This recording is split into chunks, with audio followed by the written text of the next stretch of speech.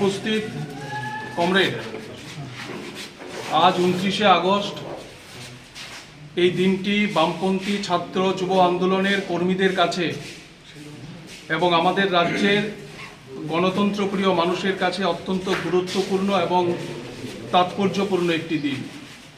এবং আমরা বলতে পারি এই দিনটি শপথ গ্রহণ করারও একটা দিন। 1966 সালে তখন রাজ্য জুড়ে তীব্র খাদ্যের সংকট, গোটা রাজ্য জুড়ে বুভুক্ষ মানুষের হাহাকার।